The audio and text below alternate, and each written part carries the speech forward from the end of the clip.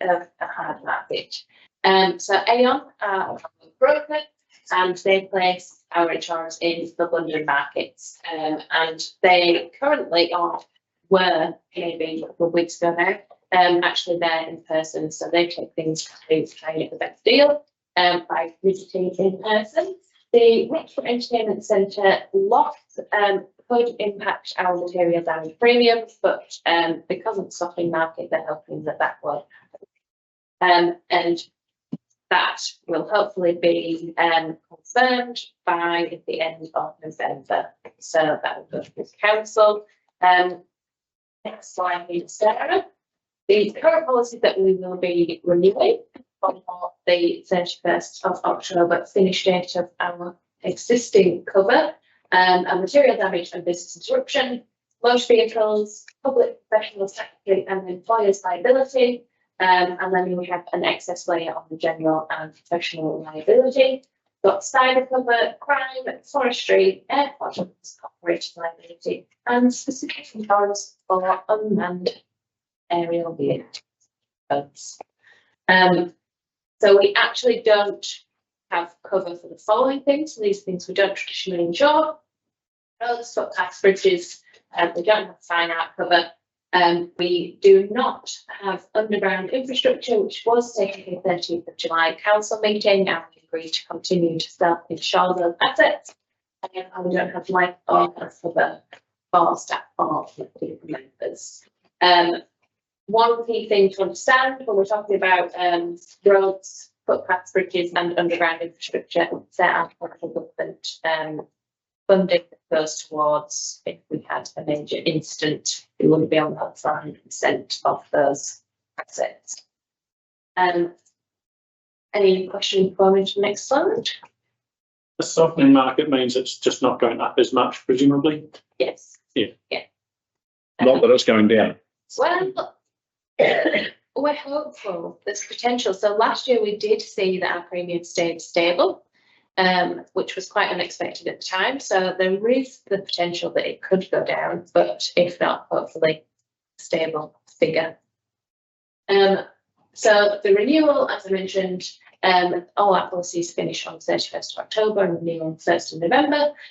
We've just finished the 3-yearly process of revaluing our property assets.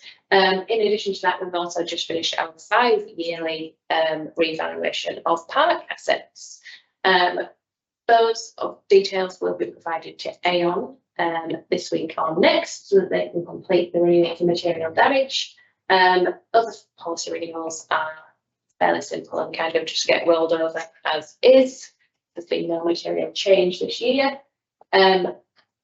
And we are working internally to make sure we've got better processes in place when things change during the year. So that'll be where we either add assets, so building a new water treatment plant, for example, or we dispose of assets, or something materially changes within one of our buildings, like the Alexandra Library update that happened last year. So we're working to make sure that there are good processes in place so we don't miss anything and that everything is covered to the extent that it needs to be. Next slide, please, Sarah. So here are just some of the key assets on our material damage schedule for Cromwell. So we've got the water treatment plant, which obviously is due to be upgraded. This service centre, the library, the aquatic centre and the memorial hall is currently under its own construction insurance, and that will be added upon completion. That will be quite a significant addition to our coverage. It's probably going to be the most expensive item that we cover material damage. Can you throw a number out, like if it costs $45.8 million to build, what's it going to be insured for? So I'm just thinking about Roxburgh. $6 million sounded very cheap. yes. What we'll insure it for, basically, there'll be a valuation at the end of it. It should come back at around what we've paid to build it. And then what happens is there's an additional premium added for the replacement value. So actually, we know that we can't build a $45 million hall in another 2 years that would match the Cromwell Hall build now. So that gets added as the replacement cost. So we wouldn't be looking to insure it for anything less than 45 million. But that currently that process goes through QV for the property valuation, and then through Aon, which is the replacement shops. Yeah. Next slide. Oh, sorry. Resource Centre Trust, Plunkett Youth Centre. Not a key Cromwell Ward asset. To double check that. Yeah, see it. But make sure that it's there. Yeah.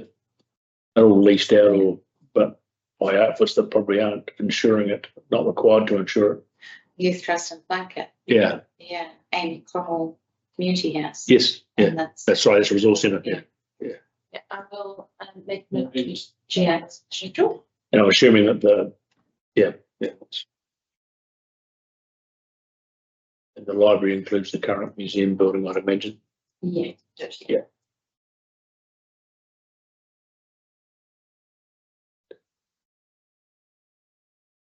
Terrace Hall.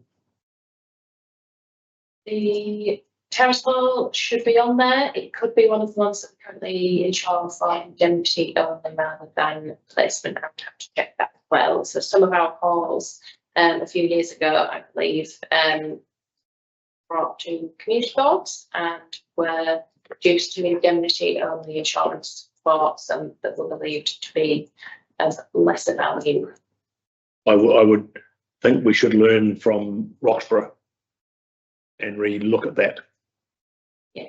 You know, and the same with the Lowburn Hall, the Bannockburn Hall, which have been leased to organisations for $1, but to make sure that the value of the investment is being protected, because I'd hate to think if we went to a Roxburgh Entertainment Centre and lost those buildings, the community would be going, but we need the board, the council may agree with them, and all of a sudden you haven't covered your loss. So I would have said that that's probably appropriate to consider in light of Roxburgh Entertainment Centre where we're at with those particular halls, and particularly because 2 out of 3 are run by community groups under a lease arrangement, and I'd imagine in time to come Terrace might end up the same way. Probably should just get it, so at least we know, and for the new board going forward, even more important. Total insurance cover on the terrace hall is 811,000. Yeah, I rest my case. That's taking that off what we went out and consulted on Yeah, the documentation with regards to terrace hall. you're not going to build that for anywhere near that. It's going to have a 2 or 3 on it in front of it, I would have thought. And indemnity insurance is 753,000. Yeah, But 58,000, and a premium's $1,400 a year. 40 or 30 a year. Not big wheel, little stuff, eh? I know, but you just, And and spin that little one a bit more. because Roxburgh was indemnity, or was that full replacement? No, Full replacement. full replacement. So I think, so listen, we made some good decisions back then, but actually, in light of that, I think it's appropriate for the incoming boards, councils to think about going, is that still appropriate? We've had one, and we've seen the benefit of it.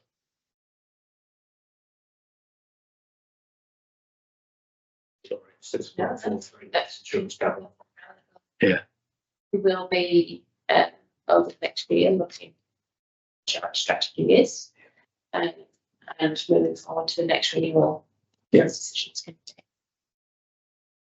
taken. It's last one. Last one. Any questions? Oh, I surprised myself. I thought there was either. I think that probably needs raise the things that we need to be mindful of. And just check on that building that's owned. Yes. Yeah, that whether part of the lease is being held there, is it to get insurance or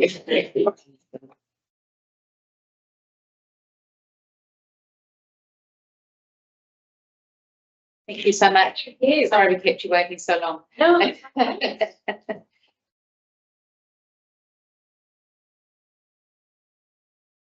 Nice.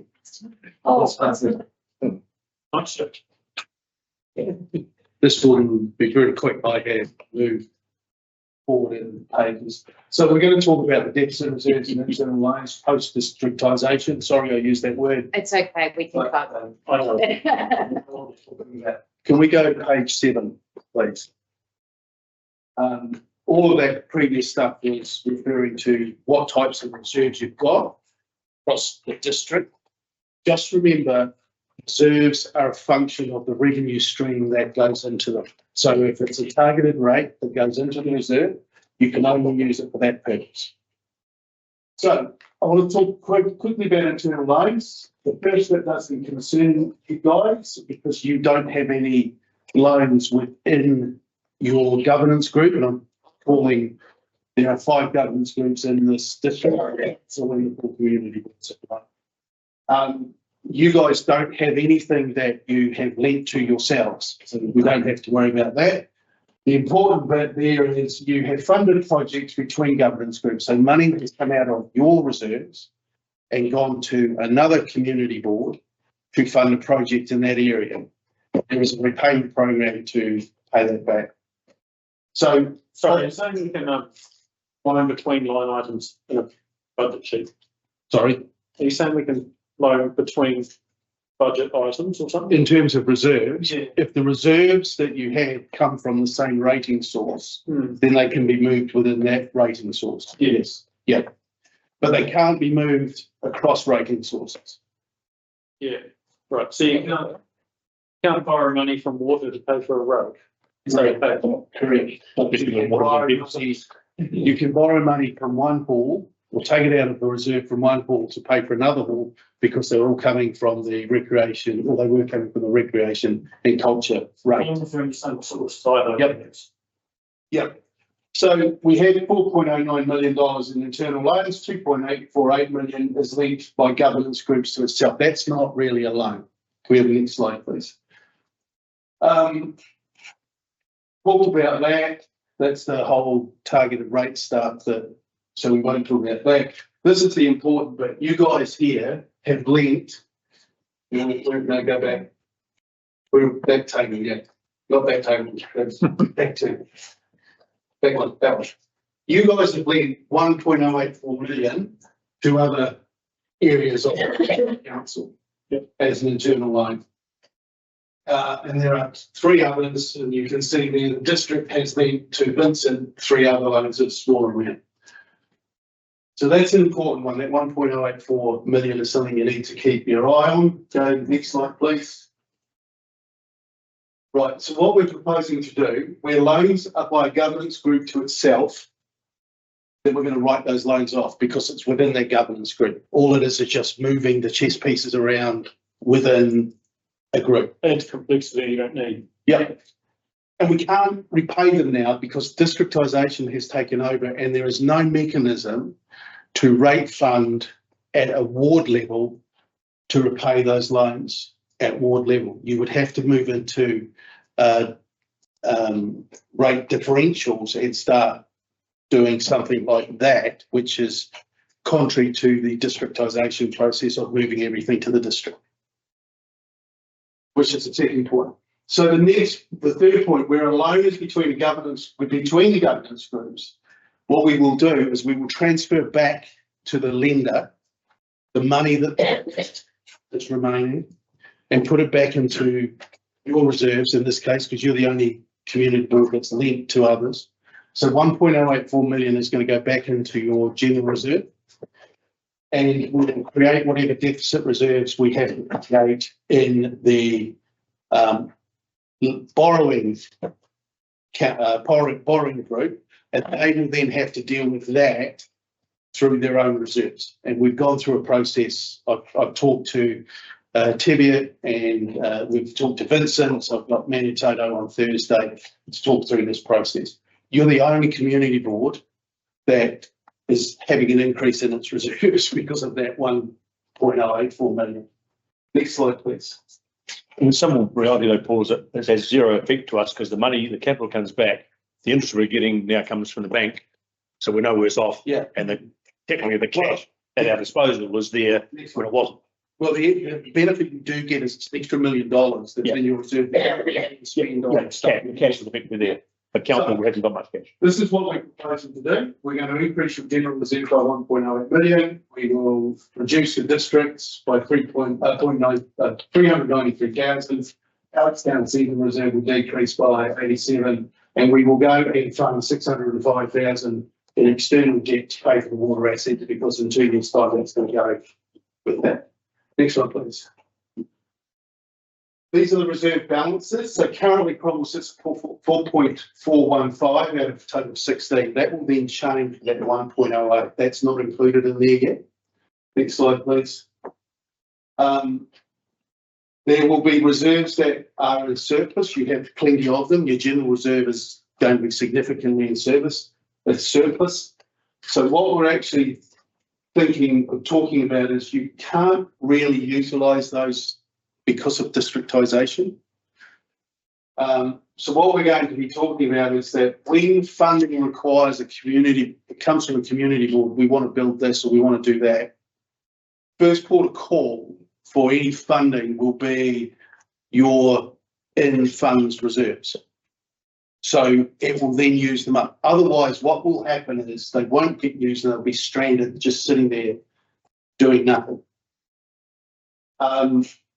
So you use it or lose it, or is it? No, we can't take it. You can't take it. Because of how the rating was done. It's got to be used for that. So in swimming pool, we've got to use it on the problem swimming pool.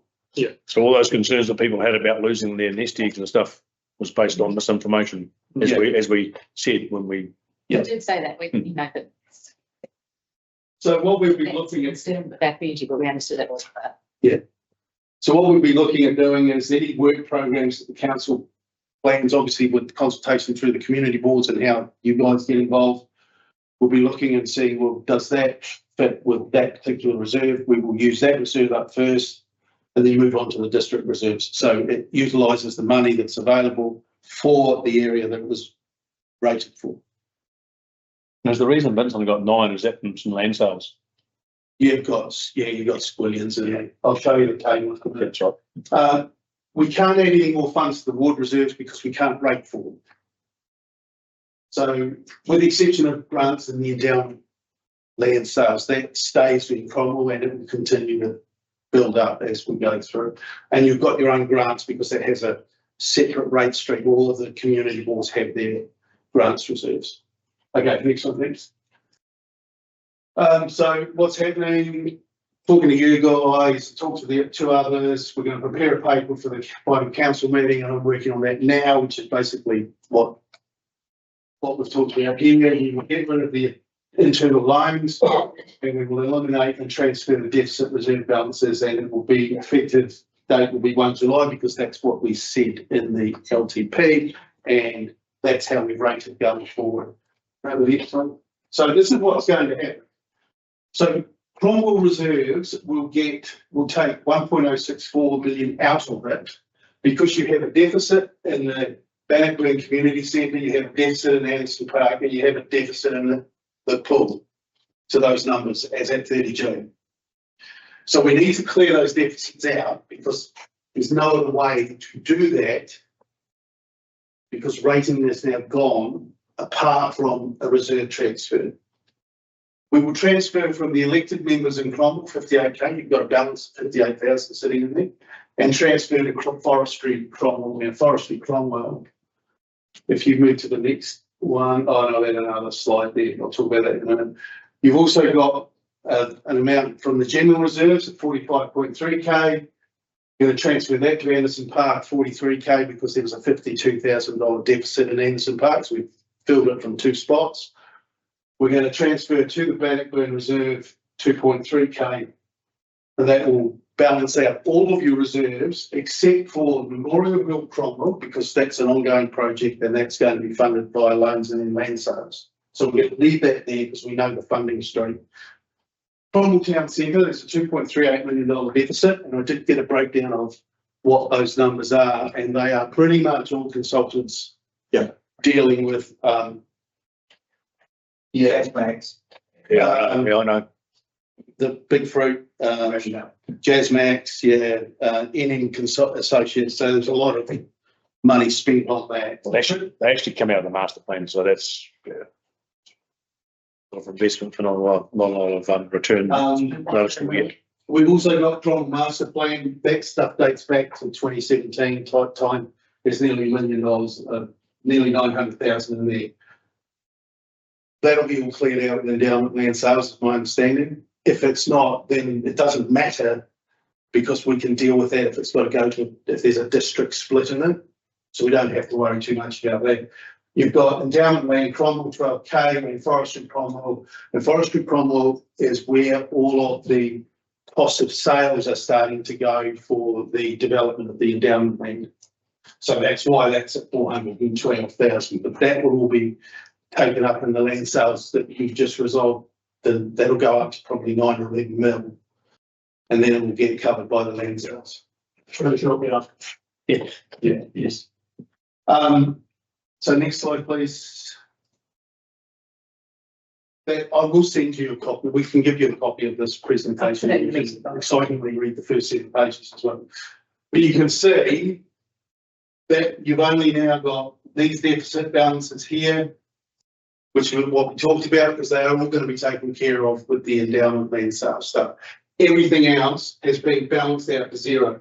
So all of these ones, say those ones up there, can be used for any purpose that you might want to say, well, we're going to, what are we going to do? Cromwell Speed Club Fund, I think David's got some options around Yeah. how to support them with the ground maintenance and fencing and stuff like that. If they came along with something that said, hey, we need to spend $500,000 on this, you could buy more of those because they all came from the same source and fund that project. So that's kind of the Who's thing. the Cromwell with the name? That just goes back in history. Yeah, It's 99 grams. Yep, yeah. got some pretty, Government want to cancel the act that sits over the top of that. yes, yeah. The other thing is, if you look further up, there's other stuff that we will not be touching on this. It's your reserve fund stuff, the reserves contribution fund. You've got $2.8 million sitting in there. I'll rest my case from Yeah. earlier. Yeah. That's why that money should be used to develop the bike park. That sits with you guys. It sits solely with Cromwell. Ah. That comes from developments, other developers, they pay you that contribution.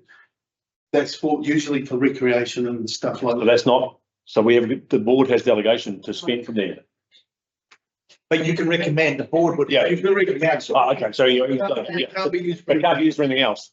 Yeah, Cromwell, so but it could be used so- for, yeah, can't imagine council saying no to what we recommended. no, I No. can't imagine saying no to that. We have the next slide, please. Oh, sorry, and the F&M trust, when that finally gets sorted out, that money should go to the hall, Yes, because. the hall, Memorial Hall. Yeah. Because that's what the F&M trust was about, it was about Yeah. halls and stuff. Halls or museums, yeah. Yeah, and we can tidy those Yeah. things up at the end of it. So the proposal is for Cromwell, we're going to give you your money back for the stuff you loaned to other people.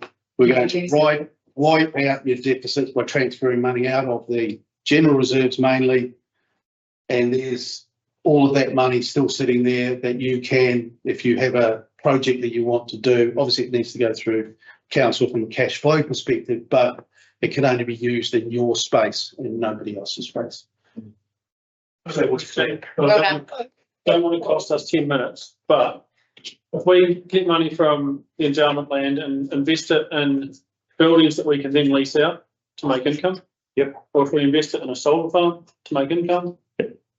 Where does that income go and how's it ring fenced to Cromwell because it's endowment land and It's it's got to go to the endowment land fund. So there's 2 funds that Paul showed in that second last slide. And because it's got to be the borough fund, so it goes into the endowment fund and you can spend from that if it's in building a project for a hall. Yeah. But you can equally invest your endowment cash, as we did with McNulty. Yeah. By converting the cash into asset. Yeah, and we can invest cash as we go through the process so that we just have cash investments to use. Yeah. So the endowment fund's going to be our kitty that That's the our board kitty. can decide on basically every triennium.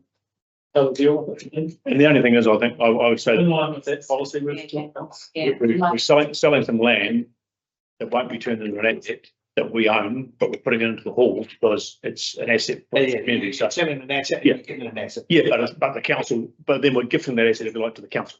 Mm. Yeah, council. Yeah, well, that is the benefit of. Yeah, yeah. Cromwell Main. Yeah. And the districts you can fund. Yes, Yeah, I was thinking beyond the, beyond. But I mean, already the community board has talked about retaining land in Bannockburn, developing it, Yeah. and the industrial site, and then leasing it. Yeah. And getting an economic return. Yeah, that's right. Yeah, Yeah, it's still very much on the table. there's lots of things that could happen with all that money. Can I just ask one question? This is a public session, isn't it? Yeah. So can we get copies of the information from us? Yeah, absolutely. I'll put it